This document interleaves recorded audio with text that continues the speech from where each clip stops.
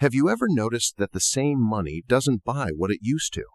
A few years ago, you could fill your grocery cart for much less. Gas was cheaper, rent was lower, even a simple meal cost less. So what changed? The answer is inflation. Inflation is the gradual increase in prices over time. When inflation happens, your money loses purchasing power. That means $1 today buys less than it did yesterday. Let's make it simple. If a burger costs $5 today and next year it costs $6, that's inflation. The price went up. Your money stayed the same. Now, here's the important part. Inflation doesn't mean things are becoming more valuable. It means your currency is becoming less powerful. But why does inflation happen? There are three main reasons. First, demand increases. When more people want to buy something, but supply is limited, prices rise. For example, if everyone suddenly wants houses, but there aren't enough homes available, prices go up. Second, costs increase. If companies have to pay more for raw materials, shipping, or wages, they increase prices to protect profits. Those higher costs get passed to you. Third, more money enters the economy. When governments print more money or lower interest rates, people have more cash to spend.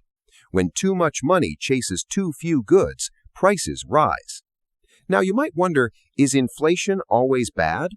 Not necessarily. A small amount of inflation is considered healthy for the economy. It encourages spending and investing instead of saving cash under a mattress. Most central banks aim for around 2% inflation per year. That's considered stable. The real problem starts when inflation rises too fast. High inflation reduces savings. It hurts people on fixed incomes, and it creates uncertainty in the economy. If your salary increases 2%, but inflation is 6%, you're actually losing purchasing power. You feel like you're working more, but getting less. That's why inflation feels frustrating. Now, here's something important most people don't realize. Inflation doesn't affect everyone equally. People who own assets like real estate or stocks often benefit because asset prices rise. But people who rely only on cash savings lose value over time.